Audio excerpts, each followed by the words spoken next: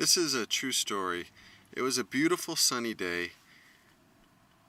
Tourists were out and wanted to see what is called a slot canyon. A slot canyon is where water weaves its way through a canyon, creating a narrow walls on either side, some parts so narrow that you could reach your hands out and touch either side. And it's just a beautiful scenic place to be and to go down into.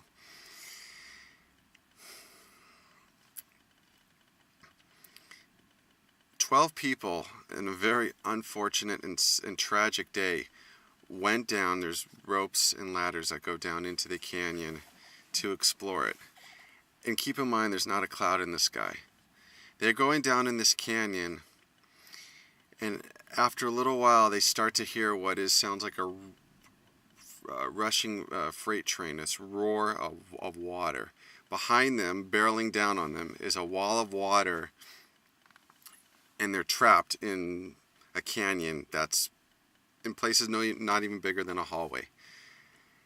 This ferocious wall of water starts sweeping them, picking them off one by one, as some of them tried to hang on and were unable to, and takes them down this roller coaster ride down through this canyon, smashing them, banging them, bruising them up against the canyon walls.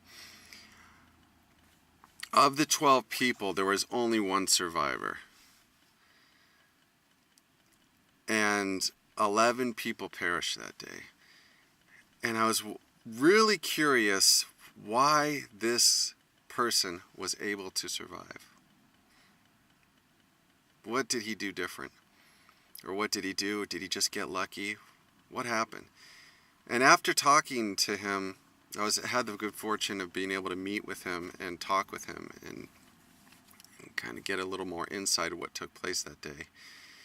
And what happened is there was a storm 15 miles upstream in a different part of the state, and the water, they had no idea the water was coming. Like I said, it was just completely blue skies. And as the water was coming, he made his best efforts to hold on and save some of the other people. There was a little outcrop where there was some mild protection.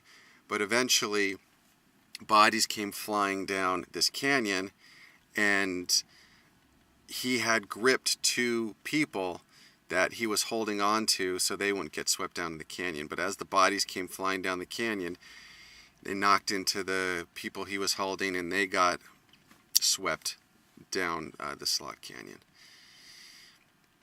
And then what he described to me next was so surreal. He said he didn't know if he was going to live or die, and he basically just let go and went with the current. He said the water took him under, the strong currents took him underwater, and he didn't know when he was going to be able to come back up for his next breath of air.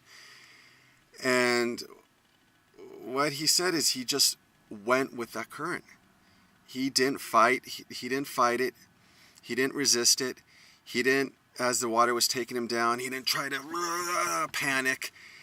He said he remained very calm and flowed with the current. And when he went underwater and held his breath as long as he could, until the water popped him back out.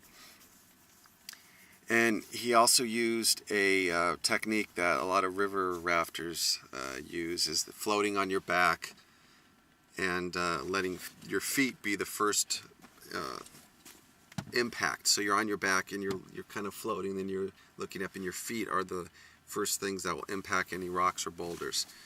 So he did that, and basically just became one with this ferocious, raging river inside this narrow area, space. And of the 12 people, sadly, he's the only one that survived.